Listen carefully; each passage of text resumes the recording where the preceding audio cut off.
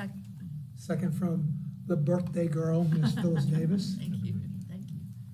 Any questions, comments, or discussion? All those in favor signify by saying aye. Aye. Opposed? Motion carries. Happy birthday. Thank you. New business. Any member of the public may address any item under new business at this time. Time limit is 3 minutes. I have no speaker cards, but I will entertain anyone from the gallery. All right, seeing none, we will move on. Tab A, consider and approve a resolution recommending to the Board of County Commissioners the use of tourist development tax revenues to sponsor Clearwater Marine Aquarium, Inc. for the 2026 Right Whale Festival to enhance visitor experiences and promote tourism in Nassau County for fiscal year 2025-2026 in the amount of $10,000. Ms. Murphy. Well, I advanced it here, but it's not up there. But at any rate, Mariella Murphy, Director of Special Events for the Mid Island Convention and Visitors Bureau. Good afternoon. I'm here to present, as Commissioner Martin said, the Clearwater Marine Aquarium, Inc. has submitted a sponsorship application in the amount of $14,950 for the annual Right Whale Festival. The event does have a large attendance. However, it appeals a little bit more to a local audience rather than attracting significant attendees out of the county. They are working harder to market out of county and working with several hotels in the area for overnight stays. The organizer did report that in 2025, she did confirm 45 exhibitors that took advantage of lodging specials during the festival. So it does indicate that there is some economic impact, and it is growing year over year, and does not account all the attendees that do attend. This coming year, they will be changing it from the typical Florida Georgia weekend, so we're hoping we're going to get better attendee numbers. And we hope to have that better for 2026 and 2027. So the ASCVB recommended to the county manager's office a sponsorship of $10,000, which is what we gave them last year and the year before, until we see more numbers in the data. And part of it is because it is in line with the Amelia Island brand, which supports ecotourism and sustainability. The county manager's office also approved this recommendation. Any questions, comments, or discussion? I'll entertain a motion to approve or deny tab A. Move to approve. Motion from Commissioner Pointer, I'll second. second from Mr. Hartman. Any questions, comments, or discussion? All those in favor signify by saying aye. Aye. Opposed? Motion carries. Tab B, consider and approve a resolution recommending to the Board of County Commissioners the use of tourist development tax revenues to sponsor Fernandina Beach Main Street Foundation, Inc. for the purpose of promoting and conducting various dated events, including the Holiday Lighting and Island Hop Craft Beer and Spirits Festival, to enhance visitor experiences and promote tourism in Nassau County in the amount of $260,000. So the Fernandina Beach Main Street has once again submitted their sponsorship application for $260,000 for various programs throughout the year. They do support all of Main Street, which obviously is a large tourism draw. They have several different events throughout the year besides Island Hop. They also do several sip and shops. They work with the CVB and the TDC very closely with Dickens, very supportive, in fact, providing volunteers and whatnot. And then that would constitute $50,000, so that's in line with what we have given them in the past, with the majority of it going towards marketing for the Island Hop Festival, which they're actually going very much out of county this year, looking at the Tampa area. They're looking at also in Georgia, looking for other breweries and distilleries to come in and support, which would also enhance tourism. And then the $210,000 would be the spend for the holiday lighting program, which lights up our downtown during the holiday season.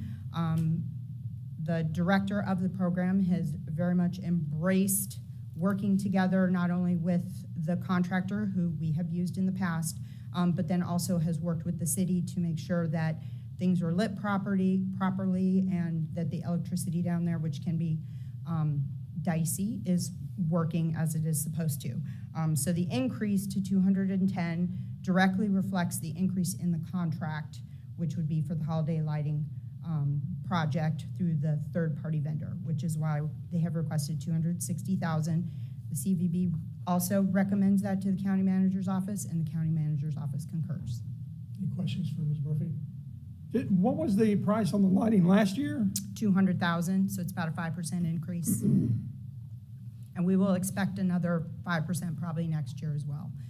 When we had the contract, we entered into a 3-year contract when it was a TDC contract or a county contract. So it stayed at one level. It has obviously increased as it has changed, not because the Main Street has it, but because with tariffs and the economic climate, there's just an increase now across the board in many services, and lighting is one of them. And I've got another question on the Hold island. on, Mayor Beasley. I'm sorry. For the record, because they don't see us, this is Mayor Beasley commenting. Yes, Mayor Beasley, I got another question. Yes. On the Island Hop budget, on the expenses, we paid to bring the beer and food truck vendors in? No, sir, we pay to market out. So when we've got, because that's something that they do, so we pay to help put marketing in front of Tampa area or in the drive markets. We do not pay to bring in any vendors. That is not what we do. So we help them with some of the infrastructure. They do one large tent that's actually a Main Street, so that's part of their event structure. But what we actually do is give them money to help with the marketing, to go out into these, what we call drive markets. So going all the way up to Atlanta, going out to Nashville, and down to Tampa to bring them in. We do not pay for any vendors to come in and do the beer or the spirits or anything like that. Okay, well, if you look at the form, it doesn't say for promotion, it just says beer and food truck vendors, $6,500. There is promotion, publicity, another $6,500 below that, but there's a one line in there and it would look to me or anybody else that we're paying to bring the vendors in. That's not correct, and I will have them clarify that in their Okay. post-event report. So when they do their post-event report, which we also include with the application, we make sure that those line items are divvied out. So that was just missed in the actual narrative. Okay. Any other questions? I'll entertain a motion to approve or deny tab B. I guess you're the designated motioner. Phyllis? Got a motion I made made that by motion. Commissioner Pointer, seconded by the birthday girl, Ms. Davis. Yes. Any questions, comments, or discussion? All those in favor signify by saying aye. Aye. Opposed? Motion carries. And good questions, Mr. Beasley, thank you, or Mayor Beasley. Thank you. All right, tab C, financial and data collection fiscal updates. Hello, Nate Aaron, Director of Research and Analytics. And I'm going to give you a brief, high-level overview of the performance of the destination, the lodging sector. And starting with collections year-to-date. So bottom line, we are 3.3% ahead of last year's pace at this time in collections. You'll see fiscal year starting in September because we actualize those numbers in October. So that's why we're going back to September there. So we're in a good position, a little lull in November, December, but we really have made up for it in the past 3 months. Where are these collections coming from? Essentially, 50% of our collections come from vacation rentals, and 50% of our collections come from hotels, resorts, bed and breakfasts, traditional lodging. Okay. And as far as diving a little deeper into how we got those collections, a little mix of occupancy and rate. So our occupancy, hotels is in blue, the solid line is this year. Red, dark orange is vacation rentals. Essentially, hotels, we are slipping a little bit with the leisure side of room nights and group nights, whether that be corporate or weddings, any group larger than 10, we're considering a group. They're really buoying up the occupancy and making up for any shortfall we're seeing in the standard leisure traveler. So we're kind of evening out. Hotels are year-to-date, fiscal year-to-date, down 1%. Vacation rentals up 1%, and that's pretty impressive, being that there's so many more vacation rentals in the market. We're outpacing the growth of supply by 1% even, so that's a good figure there. Average daily rate, that's really the hero. That's where we're seeing the growth from, is how much we are able to get from the consumer. I just read an article today, I just wanted to share from CoStar, and it's U.S. hotel performance has extended its growth streak for 6 consecutive weeks during the week of May 10th. RevPAR increased for the nationwide 5.4% year over year. Growth continued to be driven primarily by rates as ADR rose 3.9%. To give you a national perspective, Amelia Island year to date, hotels are up 6%. So nationally, they're ADR 3.9, and here our hotels are 6% up. So that's a great comparison.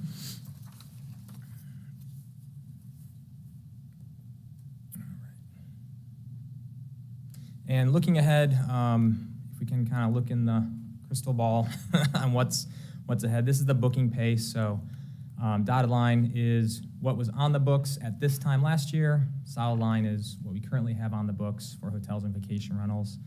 So hotels are down a little bit. We are seeing that most of that, again, is from leisure as being a little soft, a little hesitant to book. The groups are still coming, making up for that little slippage. Vacation rentals are hot. They're up 9% from last year in room nights. So that's really good. And if we take a little different look at this month by month, you can see June, July, strong summer, 5% up, 4% up. Look, July vacation rentals, 11.7% up. And that was as of 10 days ago. I looked at it today, and it has even improved the pace from last year. What hasn't improved is August. So you'll see that booking pace. It is still pretty far out, but that is kind of a red flag to be monitoring and be aware of. At nearly 30% down from last year at this time. It is early in the game, but we're off to a deficit in the first quarter here. So, and just to share kind of some sentiment, and we'll go deeper into our visitor profile over the last quarter or so. But the summer travel demand across the country is looking optimistic. Travel is resilient. People are traveling, except behaviors are going to be shifting. And really, there's shifting into two groups, right? You have the affluent travelers, and they're prioritizing experiences, often increasing their travel budgets to book a premium experience, multi-trips during the summertime, luxury cruises, long-haul flights to destinations, and they're not really willing to compromise on their experience. And then you have the second group, the middle, lower income consumers, and they're feeling the pinch of the financial pressures, the cost of travel these days, and they're prioritizing travel, but they're going to make more value-conscious decisions. So, such as a drive-to destination, Amelia Island, perhaps. Staying with friends and family is becoming more popular. Splitting the cost of a vacation rental is a good value proposition for many families. Shortening their length of stays and limiting their discretionary spend. So we're going to eat out a little less. We're going to maybe not do an additional activity. We're going to sit on the beach for an additional day as opposed to go on more tours. So that's kind of the trends, the dynamic right now, and you can read articles all agreeing. We just went to a conference in Bradenton with other destinations, and everyone's really has a consensus around kind of that split in the dynamic of travelers right now. So that's all I have. If you have questions, Any questions? happy to answer. Department. Bob? Is vacation rental supply increased year over year? Yes. It is not a finite way of telling the supply exactly, but from what we can tell through our tools, really last year at this time, it took a big uptick in supply. Many months, 20% more than the previous month. So we're kind of getting back, because it grew about now, moving forward will kind of be apples to apples comparison with the same supply. But yeah, over the last 12 months, it really has become a lot more supply. Any other questions? Thank you.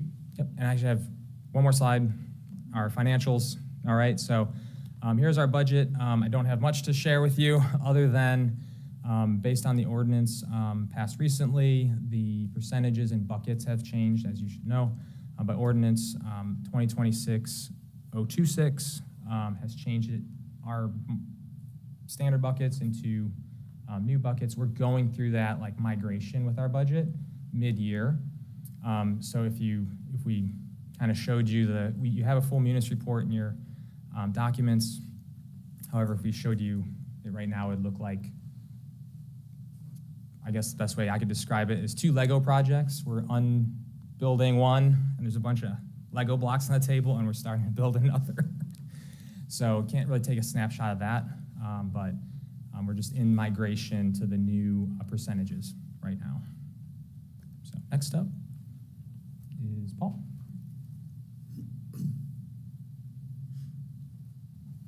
Good afternoon, and for the record, Paul Behrens, Vice President of the Amelia Island Convention and Visitors Bureau. And as Nate said, and you'll hear more from our folks from down St. Germain, it seems like every single day, really what we're focusing on is a little bit of crystal ball playing and following a lot of trends going forward. Overall, the destination performance, as Nate says, is doing pretty well. It's strong through spring break. I mean, this meeting is for Q1, but it extended through to Easter. The outlook in the summer, I put it down here when I wrote this as cautious. I think, as we always remind ourselves, what we see in the forward booking, a lot can change. A lot of things can cancel. But as we were just talking before this meeting with down St. Germain, it starts feeling a little bit like a narrative that we had during COVID, which is people this is their summer, and by gosh, I will figure out how to make it happen. So there's 2 sides of that equation: the passion, that sense of it's owed to me, but then there's also the weight of the pocket and the bills and fuel costs. So I think that there is going to be some additional pressure that will happen at the grocery store and supply chain that will continue to murky the waters. But again, the consumer uncertainty is definitely there. We're monitoring it very closely with as many metrics as we can. International segment continues to be very, very vulnerable. Every week there's reports on fuel supply and what the impact could be on European flights. Whenever you have any of those out there, it makes people stop and take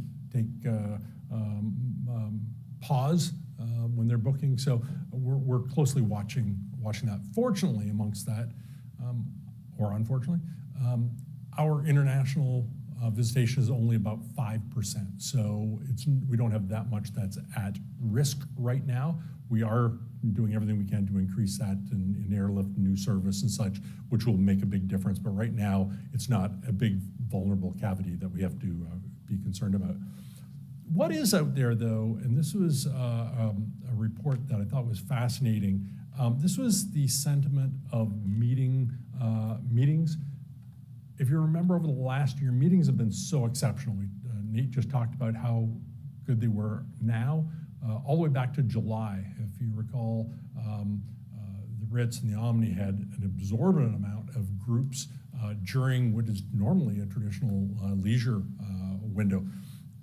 This graph right here, and if you focus on the trend of the dark color, which is that they are meeting planners are less optimistic booking forward, and then no change in the blue, you start seeing, and the most recent report that just came out tracked it through February, but you see an uptick of February having a little bit of caution. That's a little scary. If the meeting planners are considering, they're hearing something from those booking the meetings, maybe smaller, shorter, closer. Instead of 20 people going, maybe it's only 5 people going to these meetings. We're going to watch this really closely, but that's certainly the leg of the stool that really is very profitable for our destination, but we're closely monitoring that.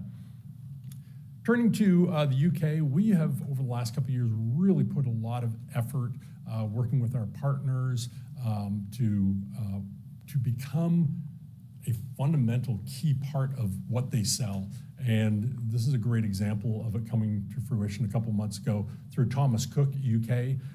We have been arm wrestling with them forever. They created an entire campaign that we're part of that was on digital and through email. It's on their website. Within their books, it's a lot more presence of hotels. Again, arm wrestling to try to get on their consideration. We are thrilled to make that turn because when that happens within major players like Thomas Cook, some of the others follow immediately in suit. This is a multi-year effort, and it's going to continue to be paying off well for us. This is kind of an interesting random item. I think we might have teased a little bit. Next Friday, there is an internationally acclaimed performance car rally that has come to town. We were part of the discussion that turns all the way back to November when they were considering coming through. If you look at the bottom right corner, it doesn't show up very well, but the rally, and these are performance, these are multi-million-dollar cars, kicks off in Miami. The first stop is here on Amelia Island, then to New Orleans, Austin, Monterey, San Miguel, and Mexico City, where the attendees will go to the World Cup game kickoff. To be in this esteemed group is actually pretty impressive. Marielle and I were in meetings with them back in November, and through the conversation, they fleetingly mentioned how they have in other destinations, upon their discretion, have left a legacy. And they mentioned something about a skateboard initiative that was in Indonesia or Taiwan, and we jumped at them. I said, hold on, back up. Who'd you work with? Tony Hawk. Fast forward months of conversation. Not only are they bringing the rally that comes and spends a night at the Ritz-Carlton, but that day on the 5th, there'll be a parade of all these cars, which are basically high-end celebrities that are driving them. We'll drive them down Center Street, some great opportunity for car fanatics. But along the way, we've also encouraged them to leave a legacy as part of Fernandina Beach Skateboard Park. As part of that, Tony Hawk's Foundation has stepped up and donated over 100 custom, one-of-a-kind skateboards. The Friends of Fernandina have worked with those kids in need to be able to put them in their hands. And I'm not quite at the liberty, but part of the conversation is to leave a legacy to improve the park that is there. They are in discussions with these drivers to finalize and make known. That will be shared hopefully at the event on the 5th. It's just a great example where we are actively at the table or behind the curtain, having a lot of discussions with the sentiment as being brand stewards. This is one that we really hope brings to fruition an opportunity for our destination, our kids, and the needs of our residents. Accolades and awards. They're just feel goods. We do this because we're trying to put heads in beds, but along the way, it's really nice to be recognized as a destination that stands far above so many incredible other destinations. Just a couple that recently came out. First, the #1 best island in the United States. This is the third consecutive year by Global Traveler magazine. We came in number 8 in the best romantic getaways in the United States by U.S. News and World Reports. Number 10, best beach town in the South, Southern Living, named a top 20 of the South's best small towns and top 10 of the South's best golf destinations by Southern Living magazine. So some great accolades. And then just because they didn't all fit on one page, Fernandina Beach on Amelia Island, as they refer to it. Florida is recognized as one of the 17 most charming small towns in the United States by National Geographic. So we are very blessed to have the incredible destination that we live in, and thrilled to have the honor to market this destination. I'm going to turn it over to Madison because she's got a lot of great social media that she's going to hit on.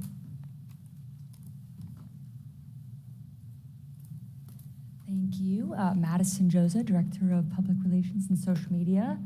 And just to go back to those accolades, it's always awesome when it's just an earned award. So even seeing the Southern Living, that was truly something they just internally named us as versus it's a voting situation where we're putting that out. So that's always great to be recognized by, huge publications like that.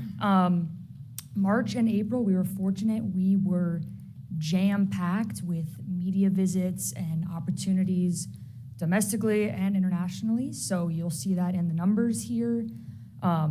Over 5.5 million impressions. Engagements were great. Our engagement rate, which always is great to see we're reaching the right people. They are engaging with our content, was up 4.3% year over year. And we're seeing some great audience growth. So lots of opportunities in South Florida, in the Southeast, whether it's the Carolinas, Atlanta. So really seeing some good traction from some of our key markets. So it's been a great few months. This is my favorite time of the year. The island's beautiful. It's in full swing, and all we have to do is capture it. A really fun opportunity that we carried out in April. I went up to Chicago back in January, where we hosted what we've now dubbed as a cold weather media tour. We hosted a dinner and did some TV appearances up there. It was wonderful. Of the media that we met with during our time there, we then invited them to the island, as Chicago is one of our key markets that we are looking towards in fiscal 27. Invited these girls and said, let's do a girls' getaway. All of you come down here. They all knew each other because of the world that they work in, but never really had spent much time together, and it ended up being such a nice experience. So they ended up staying at the Omni, getting to see all of their new renovations, doing the spa. I heard it was one of the best spas they've ever been to. They raved on, and just really showcased a beautiful experience. The content, I'm still waiting for the full report as they continue to share, but it's gonna be in the hundreds of thousands in impressions and really is driving some great traffic from Chicago and those Midwest markets to our page. So they did things like a private sailing excursion and group dinners and all sorts of lovely things to showcase the island. So we're really happy with that structure and look forward to doing that more in other key markets of ours going forward. I think that's all I've got. Any questions? All righty, thank you.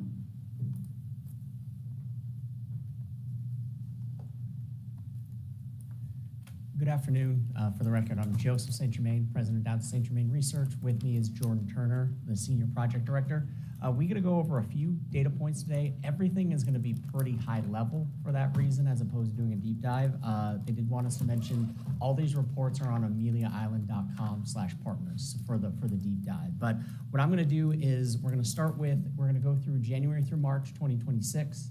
I'm going to pass it over to Jordan. She's going to go over the Amelia event. And then I'm also going to do a value of tourism report on all of 2025 as a calendar year, just some of the main figures of some of that data points that we put together.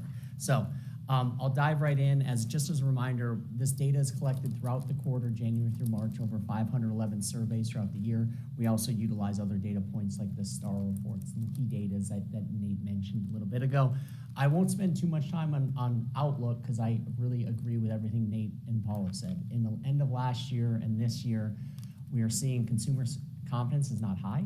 At the same time, they still intend to travel. It's just their behavior is going to be a little bit different, except for the fortunate, affluent folks who tend to be less concerned when the economy goes down because they have the means to kind of live the lifestyle they want to live. So as we look at the key performance indicators, one of the things that I want to mention with visitors and room nights and direct spend and occupancy, they were all down slightly year over year. There's two pieces there. One of the things, as Nate mentioned, we've seen a growth in vacation rentals specifically, number of units, which has an impact on the occupancy. And given what we saw with TDT being up, et cetera, we're working with Nate and Paul and the team. We're also doing a deeper dive in the number of units to get a better sense of that, just something that we're doing a deep dive on. But one of the things that I want to note is overall, TDT was up, but we have seen, not just in your destination, a lot of other destinations, we're seeing The accommodation spend has been generally fine, restaurants have been generally fine. Where we're really seeing drops the most are in entertainment and shopping, and specifically in your area, January through March, we saw a drop in shopping spend year over year. So you're still getting that TDT and you're getting that rate and everything, but some of that money kind of circulating throughout the rest of the economy has been a little bit less in your destination, but we also have seen it in other areas. I won't spend too much time on the lodging metrics just because there's some of the things that Nate covered, but overall occupancy is down, but overall we do think there's a increase in units that we're getting our hands on a little bit more. And as Nate mentioned, like if we look at hotels overall, we saw increases in occupancy rate and RevPAR overall. I'm not going to do a ton on the visitor this time for the reason that I mentioned. We're trying to cover a few things.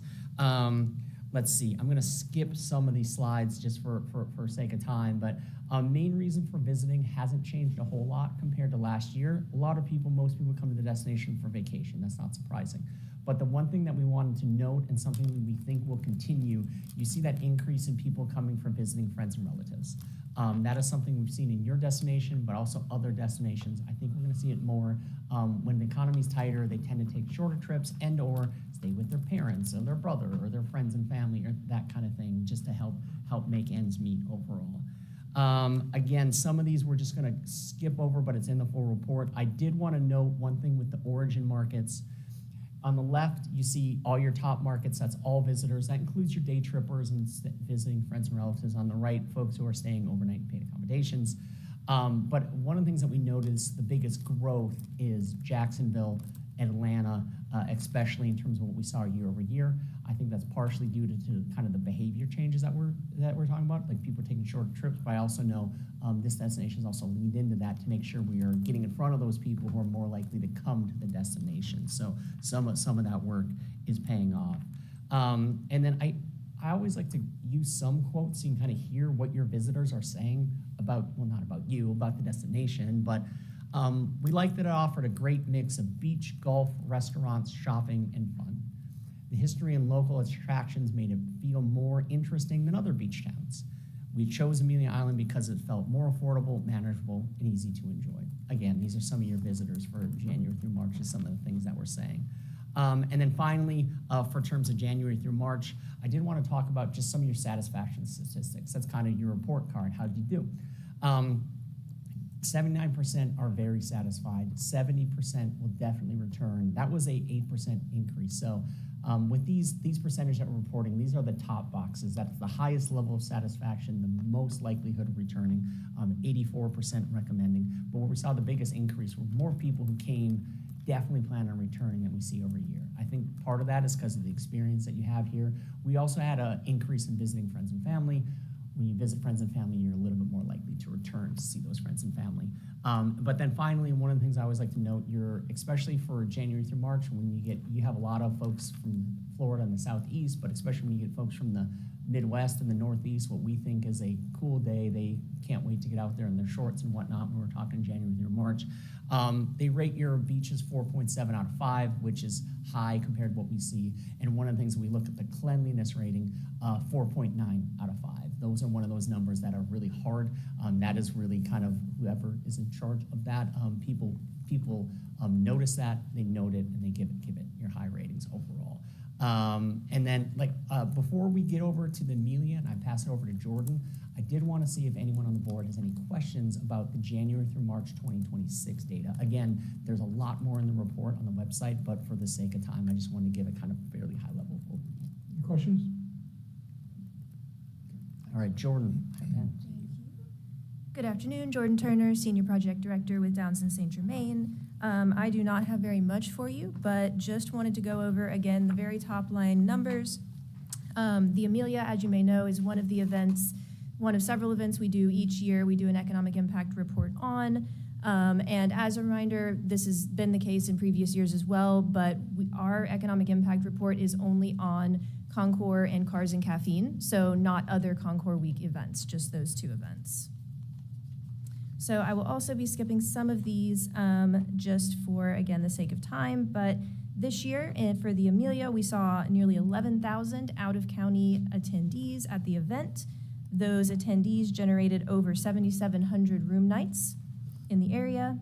and produced over 5.2 million in direct spending for a total economic impact of over 5.9 million.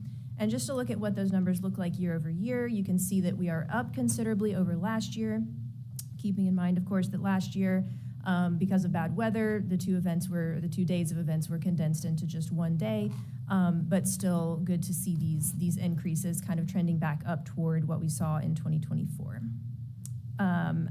As usual, we do intercept interviewing just the same way as we collect our visitor tracking data at the event, collecting data from attendees while they're there at the event in person.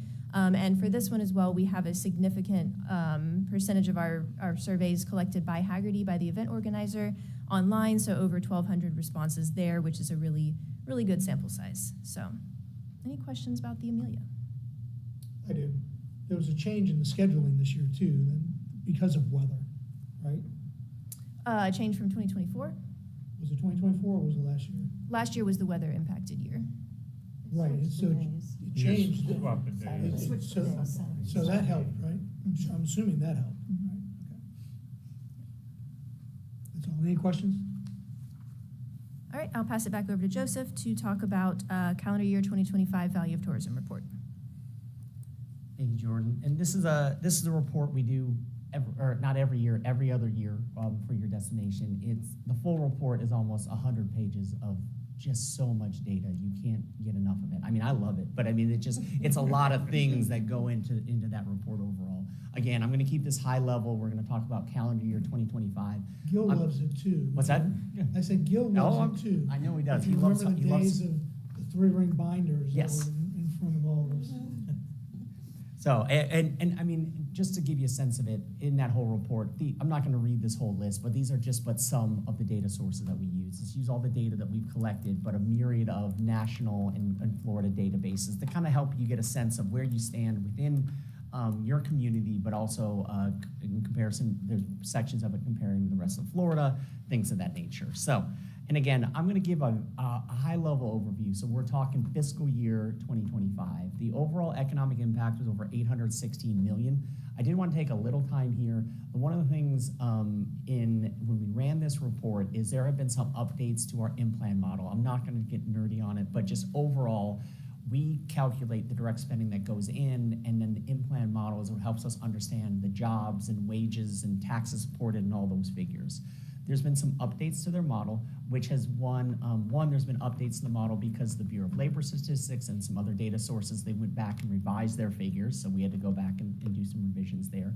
They've also updated their model to get a better sense of how money recirculates within the community overall, and so they updated their processes, and then we've also updated our process per their just to get a better picture of how money recirculates within that community.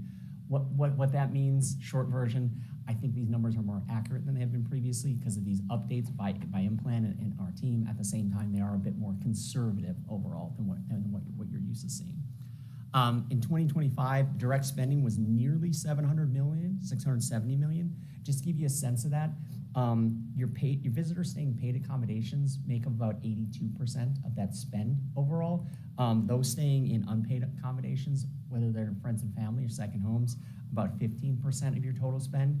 And your day trippers, which are a significant number of visitors, that they make up about 3% of your overall spend. So and as we break that down, as we look at the visitors overall there's over 1 million visitors to the island in the calendar year 2025. Your paid visitors made up 59% of your visitors. Again, reminder, they do 82% of your spending. About 20% of your visitors are those VFRs, so they're staying with friends and family or a second home, and about 21% of all your visitors are day trippers, but again, that overall spend is about 3%.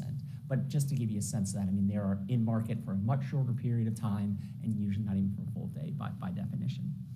The room nights in calendar year 2025 was nearly 800,000 overall as we look at this. But one of the things I always look at is this is kind of like, this is every other year, so this represents 8 years of metrics, and I'm not gonna read every number on here, but as you can see, from 19 to 2021 to 2023, we saw a nice growth, and then as we've seen in this area, but a lot of places across the state from 2023, a little bit of a leveling off or back to normalization from that graph. So it kind of overall, as we look at all these things, we've seen growth from 19 to 2021 to 2023 to 2025 overall.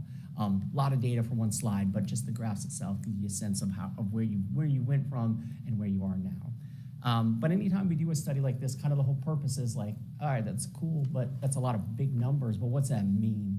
And it means a lot of things. I mean, to a lot of things, to a lot of people. But overall, I do want to say it means jobs and wages. We'll start there. Supporting nearly 5,900 jobs. As I mentioned before, updates to the in-plan model has kind of updated this number to be kind of a different level than what you may have seen it before. But this represents about 13% of all the jobs in the area. And then if you get like 170 visitors to stand together in groups for a photo, that's the equivalent of one job.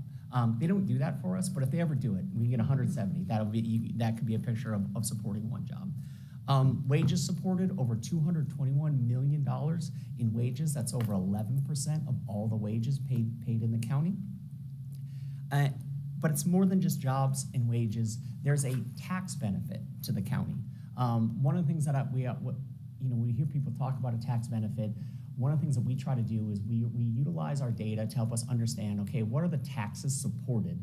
But then we also take a look at the cost of servicing visitors. So what we do there is we look at the number of use days they have in the market. I'm, again, not trying to do a deep dive, but give you a sense of things. But effectively, use days, about 9% of all the days that happen in this county are with visitors. Residents, most of the time spent here are done by residents, but if you look at the percentage of days that are in the county, it's about 9% of all you're visiting. But at the same time, spoilers in a little bit, those 9% of days represent about 21% of all your spending overall. But basically, we use that to drive a cost of how much it costs to service, because they're using our roads, your roads, they're using your sewers, things of that nature. But even after we take that into account, there's a net tax benefit to the county of nearly $68 million in taxes. And I always think that's just an important number to kind of go over overall. And a couple of other data points just so you kind of have all that. If we look at all the spending that happens in the county in 2025, visitors accounted for nearly 21% of that spend.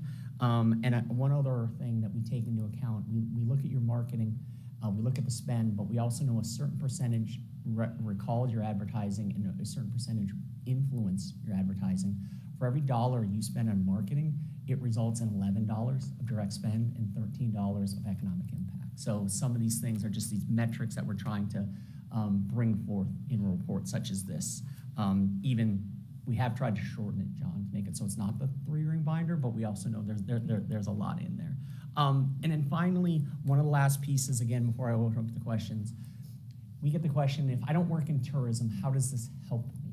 And it supports, the taxes supported by tourism, it results in a household tax savings of over $1,700 in 2025. Now, for what it's worth, I use household tax savings because that's the easiest way for the typical person to understand what that means. Technically, it's not tax savings, it's like a contribution for each household on behalf of visitors to kind of, with just a number to make it makes it a tangible metric that the typical person can understand. But overall, at the end of the day, this is a number that's really important for this room because this isn't a number that shows up on your property tax bill or something like that. This is a number that needs to be touted by folks in this room as to what tourism does for the community. Because that's ultimately what this report does, is gives us a deep dive into the value to the community beyond just what do the numbers say, what do they mean overall. And again, there's plenty and plenty more deeper. If you really want a whole weekend, you could probably spend it going that deep dive on the website. At the same time, I did want to open up to any other questions anyone on the board may have. Any questions? Okay, thank you. Thank you as always. All right. Tab E, our next Amelia Island Tourist Development Council meeting will be in June. It's It's been rescheduled to June 29th, 2026. Is that okay for everybody? I won't be able to be here. That's a Monday. Mondays are bad for me. Okay. All right, well, we should have a quorum. Informational items. Did we do that? We already did that. Okay. General public comment. Comments can only be for items under the authority of the Nassau County Amelia Island Tourist Development Council. Time limit is 3 minutes.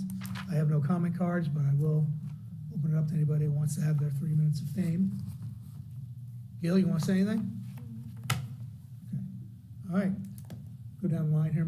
Happy birthday. Should we sing happy birthday to her? You don't want to hear me sing. But again, happy birthday, Miss Davis. Thank you. Uh, Thank you very much. It's not official unless I did it on Facebook, and I did that earlier today. Yeah, You have anything? I'm good, thank you. Mr. Summers? Thank you. Mayor Beasley? Nothing, sir. Mr. President? Thank you. Commissioner Pointer? No. So set. Ms. West? Okay, thank you. And I have nothing. We are adjourned.